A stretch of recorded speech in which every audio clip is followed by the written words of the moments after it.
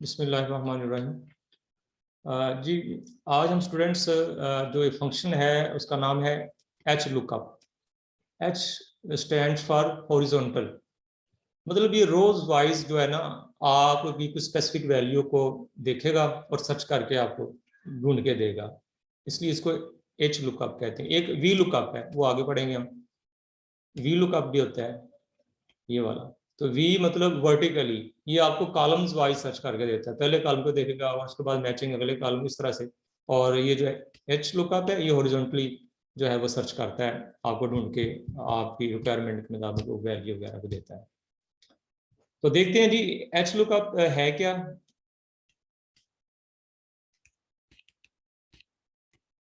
Looks up a supplied value in the first row. अच्छा, ये जरा बात नोट कर लें। फर्स्ट रो, जो आपने फर्स्ट रो में से कोई वैल्यू दी है, ये आमतौर पर हमेशा इसमें ऐसे ही होता है। एच लुकअप के अंदर आप जो फर्स्ट रो होती है, आपकी टेबल की जो फर्स्ट रो होती है, उसमें कोई आप वैल्यू देते हैं and returns the corresponding value from another row. और उसकी मैचिंग, जो आपने फर्स्ट रो से कोई वैल्यू दी है और उसकी जो मैचिंग होगी ना किसी और रो के अंदर, वहां से वो आपको रिटर्न करके फंक्शन की जगह वो आपको आंस या आउटपुट जो है ना वो डिस्प्ले हो जाएगा। अभी जब हम इसको करेंगे ना और चीज क्लियर हो जाएगी। सिंटैक्स इसका जो है, इसके लिखने का जो तरीका है, तो इसके लिखने का तरीका, ये सिंटैक्स मतलब उसके लिखने का तरीका इज इक्वल टू लिखते होते हैं, ये आपको पता ही है। जब भी आपने फंक्शन या फार्मूला भी लिखना है, तो जिस जगह पे जिस सेल में लिखना है, तो फर्स्ट ऑफ ऑल आपने क्या करना है, वहां पे इक्वल का सिंबल इंसर्ट करना है। अच्छा, उसके बाद ये एच लुकअप ये लिखना है, ये फंक्शन का नाम है। इसमें फिर इसके ये पैरामीटर्स हैं, ये जो ब्रैकेट्स के अंदर होती हैं ना चीजें, इनको कहते हैं पैरामीटर्स, आर्गुमेंट्स। तो मतलब पहला इसमें आर्गुमेंट है वैल्यू। वैल्यू को जो आप देखेंगे कहते हैं लुकअप वैल्यू। वैल्यू यहाँ शॉर्ट करके बताया हुआ है, लुकअप वैल्यू। वैल्यू कह लें, लुकअप वैल्यू कह लें, एक ही बात है। उसके बाद है दूसरा जो आर्गुमेंट है वो है टेबल। टेबल मतलब टेबल अरे। अभी बताता हूँ ये चीज क्या है, लेकिन पहले आप इस पढ़ लें इसको। टेबल, इसको हम जो है टेबल अरे भी बोलते हैं। उसके बाद है रो इंडेक्स। रो इंडेक्स को रो इंडेक्स नंबर भी बोलते हैं। और लास्ट पे ये ऑप्शनल होता है, आप लिखें या ना लिखें, रेंज लुकअप इसको बोलते हैं। ये बेसिकली बुलियन आपका ऑपरेटर होता है, जिसको हम ट्रू या फॉल्स के नाम से लिखते हैं। अब अभी हम इसको देख लेते हैं। वैल्यू मतलब ये जो लुकअप वैल्यू या वैल्यू, ये क्या होती है, द वैल्यू टू लुकअप। इसमें वो हम देते हैं चीज जो आपने ढूंढनी है। दोबारा सुन लें, ये सिंटैक्स है इसका। ये थोड़ा सा ना, मतलब बाकी फंक्शन से समझ लें कि थोड़ा सा मतलब ज्यादा समझने वाला है। मुश्किल तो कोई चीज नहीं होती, बस आपकी तवज्जो की जरूरत है। आप जरा कंसंट्रेट होकर जो है ना इसको अंडरस्टैंड करें, तो इंशाल्लाह समझ आ जाएगी। एग्जाम्पल भी हम करेंगे अभी। तो एच लुकअप लिखते हैं, फिर इसके अंदर जो पहला पैरामीटर होता है या पहला आर्गुमेंट है, वो है वैल्यू का, जिसको हम लुकअप वैल्यू भी बोलते हैं। लुकअप वैल्यू या वैल्यू क्या है, द वैल्यू टू लुकअप, जिसको हमने ढूंढना है वो लिखेंगे। अच्छा, उसके बाद टेबल, यानी टेबल रो, टेबल अरे, यानी कि टेबल, पूरी टेबल जिसमें से ढूंढना है वो पूरी हम रेंज देंगे। बेसिकली टेबल क्या है, वो पूरी रेंज देंगे जिसमें से ढूंढना है। और उसके बाद रो इंडेक्स क्या है, रो इंडेक्स या रो इंडेक्स नंबर, रो बतानी है कि किस रो में से ढूंढना है। जो आपने पहली रो में से बताया कि ये चीज ढूंढनी है, और ये किस टेबल में से ढूंढनी है, उसकी रेंज देनी है। फिर उस टेबल की रो नंबर कौन सी है ये बतानी है। फिर उसमें से आपको वो ढूंढ के देगा। और एंड पे आपने रेंज लुकअप जो आखिरी है ना, वो ऑप्शनल होता है, लेकिन यहाँ लिखा भी हुआ है, उसमें आप ट्रू लिख दें या फॉल्स लिख दें। तो अगर फॉल्स लिखेंगे ना, तो आपको एग्जैक्ट मैचिंग देगा। आमतौर पर फॉल्स लिखा जाता है, तो फॉल्स से क्या होता है, वो एग्जैक्ट मैचिंग देता है। अभी एक दफ़ा हम इसको देख लेते हैं बाय एग्जांपल, फिर हम इसके बारे में मजीद देख लेंगे। अच्छा, तो ये इसकी एग्जांपल है, एच लुकअप एग्जांपल। ये देखें, एग्जांपल नजर आ रही है। अच्छा स्टूडेंट्स, ये देख लें, ये कुछ मतलब आप देख रहे हैं, ये ऐसे कर लेते हैं। Name of student, marks in computer, marks in English, marks in Urdu. एक कॉलम ये है, दूसरा कॉलम अब नेम ऑफ स्टूडेंट्स में उसके सामने हमने नाम लिख दिए, जैसे कि अली है, उस्मान है, वासिफ है, आसिफ है, ठीक है, ये लिख दिए। और मार्क्स इन कंप्यूटर, कंप्यूटर में कितने मार्क्स हैं, अली के इतने हैं, उस्मान के इस तरह से, बाकी मार्क्स इन इंग्लिश, इंग्लिश में अली के इतने हैं, आसिफ के इतने, बाकियों की इस तरह से। और उर्दू में कितने मार्क्स हैं, वो इतने इतने इन्होंने ऑब्टेन किए हैं, ठीक है। अब ये सिनेरियो जरा अंडरस्टैंड करें, इस तरह का सिनेरियो है और कहा क्या जाता है, आपको कहा जाता है कि फेच, ये आपकी रिक्वायरमेंट है कि fetch Usman marks in English, Usman के जो मार्क्स हैं ना वो इंग्लिश में फेच करें। फेच मतलब इस पूरे डाटे में से आप निकाल के दें। फेच करना होता है जो आपके पास डाटा है उसमें से उस चीज़ को एक्सट्रैक्ट कर लेना, उसमें से निकाल लेना। आप इस सारे में से, ये जो पूरी टेबल बनी हुई है इसमें से जनाब ढूंढ के दें कि जो उस्मान के मार्क्स इंग्लिश में कितने हैं, ये बताना है आपने, ठीक है। ये तो भी थोड़ा सा डाटा जो आसानी से मिल जाएगा, लेकिन बहुत ज़्यादा डाटा हो तो उसमें ढूंढना मुश्किल हो जाता होता है। तो इसको हम इस तरह से करेंगे। इसके लिए हमने जो फार्मूला लिखा हुआ वो देखें। पहली बात वही कि एच लुकअप, ये सिंटैक्स होगा, ये देखें जरा, सिंटैक्स यहाँ पे लिखा हुआ ताकि आपकी अंडरस्टैंडिंग हो जाए। एच लुकअप, अच्छा, एच लुकअप, उसके बाद हम ब्रैकेट में लिखेंगे उस्मान। अच्छा, क्योंकि हमने करना क्या है, उस्मान के मार्क्स इंग्लिश में ढूंढ रहे हैं, तो आपने फर्स्ट रो में यही तो बताया गया एच लुकअप में। सबसे पहले हम क्या करते हैं, फर्स्ट रो में जो आपको रिक्वायरमेंट होती है वो वैल्यू देते हैं, वो हमने यहाँ पे दे दी कि जी उस्मान ढूंढना, उस्मान के बारे में हम कुछ ढूंढना चाहते हैं, वो लिख दिया। क्योंकि टेक्स्ट है इसलिए डबल कोट्स के अंदर लिखेंगे। जब भी टेक्स्ट लिखा जाएगा ना, याद रखिएगा डबल कोट्स के अंदर लिखोगे, अदरवाइज आपका फंक्शन फार्मूला काम नहीं करेगा। अच्छा, उसके बाद लिखा है जी रेंज H8 से लेके L10। यहाँ पे H8 नहीं आएगा, यहाँ पे बेसिकली आपका A1 से लेके E4 आएगा। मैं यहाँ सही कर देता हूँ। पूरा जो ये आपका टेबल बन रहा है जिसमें से ढूंढना है वो A1, देखिए ना, ये आपका पहला सेल A1, इसका नाम है A और 1 रो, और ये आखिरी जिसमें E और ये यहाँ तक 4, तो ये पूरा टेबल इसमें आ जाएगा E4। तो मैं इसको लिख लेता हूँ E4। और रो कौन सी है जिसमें क्योंकि इंग्लिश है तो इंग्लिश कौन सी रो में है, इंग्लिश 3 रो में है, तो यहाँ पे आप 3 लिख लेंगे। 3 लिख दिया और एंड पे फॉल्स। फॉल्स का मतलब यहाँ पे ये होता है कि आप एग्जैक्ट मैचिंग ढूंढोगे, उस्मान के बारे में ही ढूंढो। तो मतलब फॉल्स ढूंढेंगे तो मतलब फॉल्स लिखेंगे तो आपको एग्जैक्ट वैल्यू उसकी ढूंढ के देगा। तो ये सिंटैक्स है। अब इसको मैंने फार्मूला के अंदर लिखा है, ये देखें ये लिखा कैसे, ये इज इक्वल टू वही चीज ही है, एच लुकअप और ब्रैकेट के अंदर उस्मान लिखा कि पहली जो रो है, क्योंकि एच लुकअप में फर्स्ट रो हम देते हैं कि क्या आपने ढूंढना है, उस्मान के बारे में ढूंढना है। किसमें से ढूंढना है, A1 E4 से। ये देखें ये A1 यहाँ से लेके ये यहाँ तक पूरी उसने रेंज दे दी, तो ये पूरी टेबल आ गई रेंज में। जब हम इस तरह से देते हैं ना, पहला सेल और आखिरी जो एंड वाला सेल, तो वो पूरा बॉर्डर उसकी इर्द गिर्द लगा दी है, मतलब ये पूरा जो टेबल है इसमें से ढूंढना है। ठीक हो गया, रेंज दे दी। उसके बाद आपने कॉमा डाल के कहा कि कहाँ से ढूंढना है, तीसरी रो में से, क्योंकि इंग्लिश तो वो तीसरी रो में है ना, ये उसकी आईडी ये 3 है। और एंड पे आपने कहा फॉल्स। फॉल्स का मतलब एग्जैक्ट मैचिंग ढूंढो। आप छोड़ भी दें तो ये काम करेगा, फॉल्स ना भी लिखें ऑप्शनल है, लेकिन अगर लिख देंगे तो ज्यादा अच्छा है, वो आपको एग्जैक्ट मैचिंग देगा। तो जैसे आप ये लिख के एंटर करोगे ना, तो ये आपको ढूंढ के देगा। आपने ढूंढना क्या है, उस्मान के मार्क्स इंग्लिश में, तो आपने बता दिया। आपने यहाँ पे लिखा नहीं है कि उस्मान के मार्क्स कितने हैं, लेकिन ये आपको फंक्शन बताएगा उस्मान तीसरी टेब जो आपकी रो है उसमें उसकी मैचिंग जो बन रही है इंग्लिश में, वो 80 बन रही है। तो देखें 85 आता है, 85 आ गया, ठीक है। तो इस तरह से जो है ना ये फंक्शन काम करता है। इसकी एक और एग्जांपल है, वो भी देखते हैं, देखिएगा। इसको जरा साइड पे कर लेते हैं।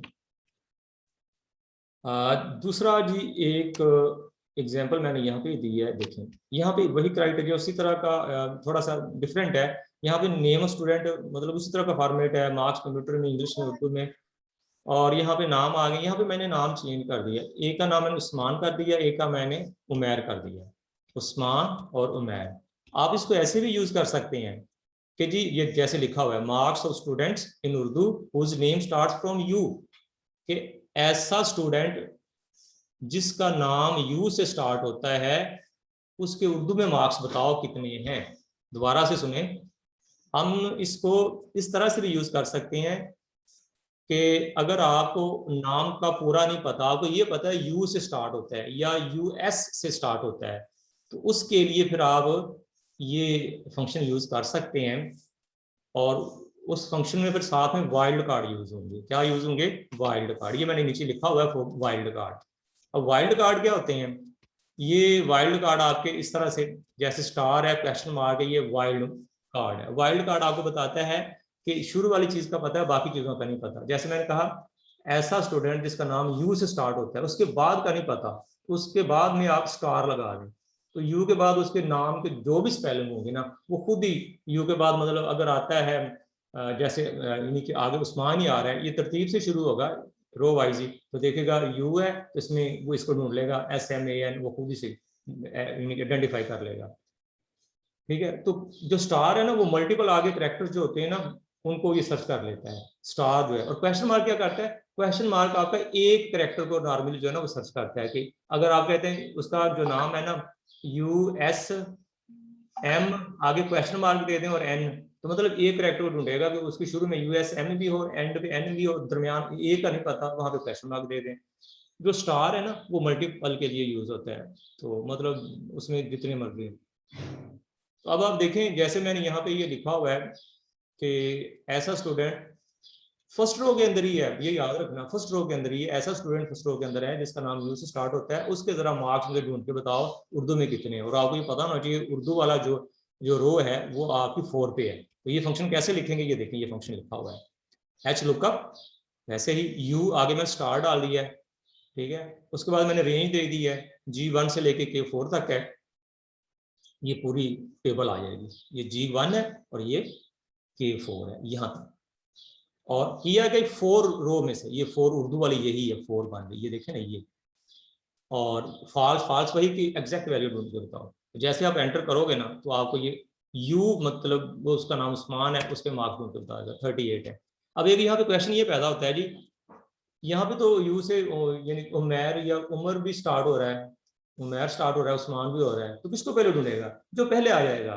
मतलब रो भी इसने जाना है तो पहले उस्मान आ रहा है। हाँ, अगर इस तरह का केस है, आप कहते हैं कि उसके शुरू में, उस नाम के शुरू में UM है, ठीक है ना, इसका नाम तो US से स्टार्ट हो रहा है, आप कहते हैं UM है, तो आप ऐसे भी कर सकते हैं। ये देखिए, अब मैं अगर ऐसे करूंगा ना, ये देखिए क्वेश्चन, यहाँ पे मैंने UM लिखा और आगे स्टार लिख दिया, आगे स्टार लिख दिया ये।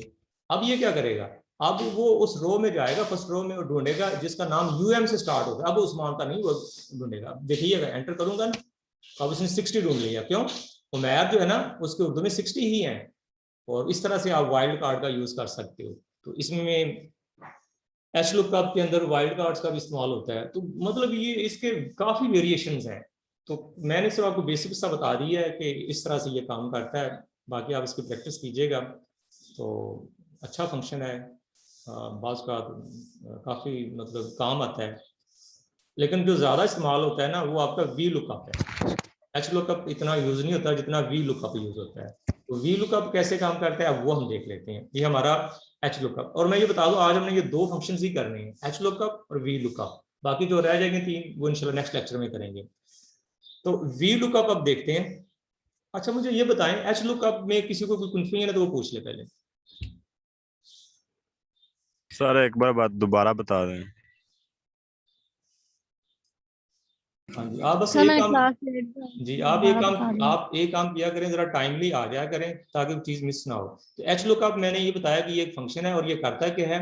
इसमें सबसे पहले हम ये करते हैं कि जो फर्स्ट रो, जो पहली रो होती है, उसमें से कोई हम अपना क्राइटेरिया देते हैं और उसकी मैचिंग हम किसी और अगली टेबल में से ले लेते हैं। लेकिन ऐसे ही हुआ था ना कि हमने ये बताया इसकी एग्जाम्पल में कि जी फर्स्ट रो में उसका नाम उस्मान है, या उसका नाम उस्मान है, और उसकी जो बाकी अगली रोज में से बताओ उसके मार्क्स कितने हैं। तो फर्स्ट रो में से वो लेगा और उसकी मैचिंग जो उसकी होगी उस्मान की, तो वो वहां से जाके उसके मार्क्स में बता देगा। ठीक है, तो ये एच लो का दोबारा वापस आ जाए, तो उसका जो सिंटैक्स है वो यहाँ पे लिखा हुआ है, यहाँ पे बल्कि एग्जाम्पल में भी लिख दिया गया है। ये दोबारा ये देख लें।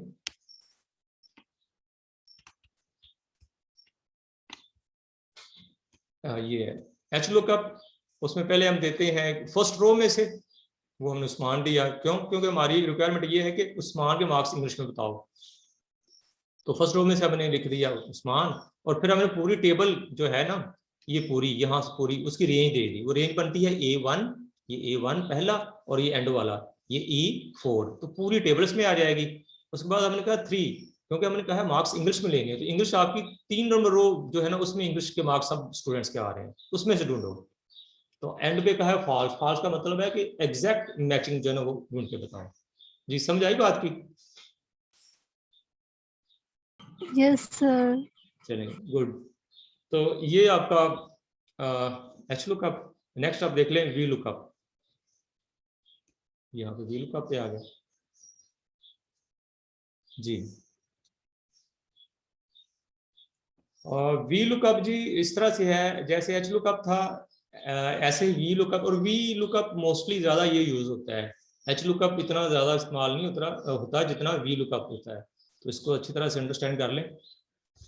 तो लुक्स अप जैसे हमने एच लुकअप में, यानी कि वो हॉरिजॉन्टल मतलब रोज आ जाती हैं, वर्टिकल में आपके कॉलम्स आ जाते हैं, तो वो सर्चिंग करता है हॉरिजॉन्टली रो वाइज, और ये वर्टिकली कॉलम वाइज। बस ये फर्क है, मतलब वहां पे हमने लिखा हॉरिजॉन्टली और ये वर्टिकली, वहां पे रो वाइज है और यहाँ पे कॉलम वाइज है। Looks up supplied value in the first column, जैसे ऊपर हमने पीछे देखा था फर्स्ट रो में देखता है, तो ये फर्स्ट कॉलम में देखेगा जब वी लुकअप आएगा।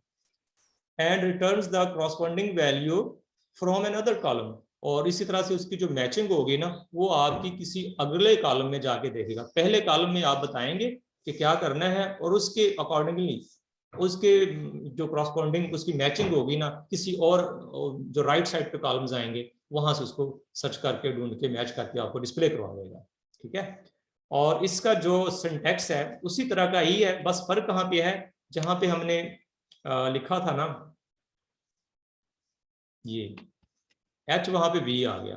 वी लुकअप वैल्यू वही चीज, टेबल अरे मतलब वो जो पूरी टेबल्स की रेंज देंगे, और कॉलम इंडेक्स रेंज यहाँ पे हम कॉलम बताएंगे कौन सा है, और इसी तरह से कॉलम इंडेक्स के बाद वो रेंज लुकअप यहाँ पे हम लिखते होते हैं वो वाला फॉल्स। फॉल्स से एग्जैक्ट आपको मैचिंग मिल जाएगी। इसकी जरा एग्जाम्पल देखोगे ये चीज क्लियर हो जाएगी। ये देखें, ये एग्जाम्पल है इसकी, देखें यहाँ पे है क्या, यहाँ पे हमारी जो रिक्वायरमेंट है ना, लेट से मैं रिक्वायरमेंट लिख दूं, यहाँ पे लिखी नहीं है तो और क्लियर हो जाएगा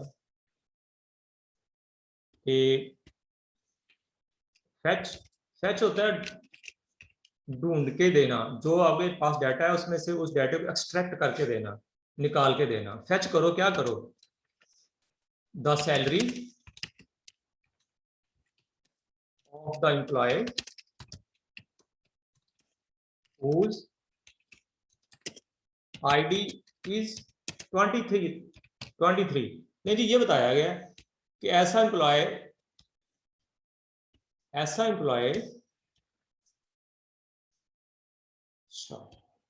जिसकी आईडी देखें ना, कंपनीज के अंदर या जहां भी कोई जॉब करते हैं आमतौर पे हर एम्प्लॉय का एक आईडी नंबर होता है, तो आपने आईडी बताना है और आपको सैलरी बताए। देखिए इस तरह से छोटी क्या कहते हैं, छोटे लेवल पे आप यानी कि इसमें कोई सॉफ्टवेयर बना सकते हैं, इस तरह का ऑटोमेशन इसमें हो सकती है। आप जस्ट आईडी दें और वो आपको बताए इसकी सैलरी कितनी है। ठीक है ना। तो उसके लिए यहाँ पे ये काम छोटा सा ये कर दिया गया आसानी के लिए, ऑटोमेशन के लिए, कि जैसे ये है ना, ये मैं इसका कर दूं, ये आप कहते हैं आईडी 23 है, 23 आईडी की बताओ इसमें सैलरी कितनी है। जिसका आईडी 23 है, अब इसमें 23 ये है, राशिद है, उसकी सैलरी 18,000 है। ये तो थोड़े से स्टूडेंट्स हैं, थोड़ी सी एंट्रीज हैं, तो आसानी से आप खुद भी देख सकते हो। लेकिन अगर जब ये मतलब तादाद ज्यादा होगी, सैकड़ों में या हजारों में होगी, तो फिर सर्च करना मैन्युअली बहुत मुश्किल हो जाता है। तो इस तरह से जो है ना आप क्विकली सर्च कर सकेंगे ये फंक्शन लगा के। तो इसलिए ये फंक्शन काफी इस्तेमाल होता है वी लुकअप। अब देखिए जो हम चाह रहे हैं, जो हमारी रिक्वायरमेंट है वो ये है कि जिसकी आईडी 23 है उस एम्प्लॉय की सैलरी बता दो। तो देखो ये 23 आईडी ये आपका फर्स्ट कॉलम है, लेफ्ट मोस्ट कॉलम। तो वी लुकअप में यही होता है कि वो जो लेफ्ट मोस्ट कॉलम होता है, जो फर्स्ट कॉलम होता है, उसके मुताबिक हम बताते हैं कि हमें क्या चाहिए। ये देखिए मैंने कहा F2। अब ये यहाँ से परेशान नहीं होना, F2 पे लिख दिया है मैंने, असल में आसानी के लिए लिखा है कि मैं ये यूज कर लूँ। F2 में ये आ गया, F2 ये आईडी है बेसिकली। इसका फायदा कि मैं अभी बताता हूँ। आप ये ना भी लिखें, डायरेक्ट यहाँ पे लिख लें 23, काम चल जाएगा। 23 बेसिकली क्या है, ये फर्स्ट कॉलम में से ही आपने कुछ दिया हुआ है। तो 23 जो आईडी है उसकी सैलरी लेनी है, तो उसकी सैलरी कहाँ से मिलेगी? यहाँ पे मैंने लिख दिया F2, तो F2 मतलब जो आपने यहाँ पे 23 ही लिखा हुआ है, तो 23 यहाँ पे आ जाएगा। जब ये प्रोसेसिंग इसकी होगी ना इस फंक्शन की, तो ऑटोमेटिकली ये F2 के अंदर जो कंटेंट पड़ा हुआ है, जो चीज पड़ी हुई उसको लेगा, वो देखेगा वो वहां पे 23 है, और 23 यहाँ पे जाएगा, ये 23 है। उसके बाद आपने कहा A1 से D5, तो A1 से D5 ये देखें, ये सारा इसमें बॉर्डर लग गया। A1 क्या है? ये आपका पहला सेल, और ये इस टेबल का ये आखिरी सेल D5। तो इस तरह से ये पूरी टेबल इसके अंदर आ गई। तो ये रेंज दे दिया आपने। उसके बाद नेक्स्ट देखें, नेक्स्ट पैरामीटर आपने कहा 3, यानी कि 3 क्या है? 3 आपका कॉलम है, कॉलम नंबर। मतलब जैसे ये आप कहते हैं ABC, तो यहाँ पे इसने नंबरिंग दे दी है। A आपका 1 है, B 2 है, C 3 है। 3 कहता है तीसरे कॉलम में से। आपको ये पता है सैलरी जो तीसरे कॉलम में ही पड़ी हुई है, तो ये सैलरी वाले कॉलम में से ढूंढ के बताओ जिसकी आईडी 23 है, और आईडी कहाँ पे लिखी हुई है? F2 के अंदर। वो 23 इस टेबल में से जो रेंज है उसमें से तीसरे कॉलम पे जाके ढूंढो कि उसकी सैलरी क्या है। फॉल्स का मतलब एग्जैक्ट मैचिंग बता दो। तो आई होप अंडरस्टैंड हो गया होगा। उसी तरह से जो पीछे आपने देखा है वहां पे हॉरिजॉन्टल था, यहाँ पे वर्टिकल है, तो वहां पे रो वाइज है और यहाँ पे कॉलम वाइज। जी मैंने एंटर किया तो देख लिया 18,000 आ गई। ठीक है, तो 18,000 ही बनती है ना। अगर मैं 20, ये देखिए 23 है इसलिए आ गई। अगर मैं यहाँ पे अब देखें, इसका जो मैंने सेल का रेफरेंस यहाँ पे यूज कर लिया, इसको बोलते हैं सेल रेफरेंस। ये F2 जो यूज किया हुआ है, ये सेल नेम। तो सेल रेफरेंस का फायदा ये होता है कि जैसे आप उस सेल में कुछ वैल्यू चेंज करेंगे ना, तो जहाँ पे आपका फंक्शन है या फार्मूला है वहाँ पे ऑटोमेटिकली चेंज आएगा, वहाँ पे ऑटोमेटिकली उसकी रिफ्लेक्शन आएगी। अब मैं 23 की बजाय अगर मैं कर देता हूँ 15, 15 लिख देता हूँ, और पता है आपको 15 जो है वो मुनीर है, और उसकी सैलरी ये लिखी हुई 32,000, मैं 15 लिख के एंटर करूंगा, तो जो आपका फंक्शन है उसकी जगह पे देखिएगा क्या आता है, 32,000 आ गया ऑटोमेटिकली। तो ये फायदा है, सेल रेफरेंसेस यूज किया करें, इसका फायदा होता है, इससे ऑटोमेशन होती है। और एक्सेल की यही खूबसूरती है, इसमें ऑटोमेशन है, आपको बार बार फार्मूला या फंक्शन को चेंज करने की जरूरत नहीं पड़ती। तो ये 2 फंक्शन थे आज के, बहुत इंपॉर्टेंट हैं। इसमें कहीं पे किसी को भी कंफ्यूजन है तो आप पूछ लो। जी एनी क्वेश्चन? No, sir. चलें दैट्स गुड, बहुत अच्छी बात है। चलें आज का लेक्चर हम यहीं पे एंड करते हैं, और इंशाल्लाह जो बाकी हमारे फंक्शंस रह गए हैं 3 हैं वो, और वो इंशाल्लाह हम नेक्स्ट लेक्चर में उनको डिस्कस करेंगे।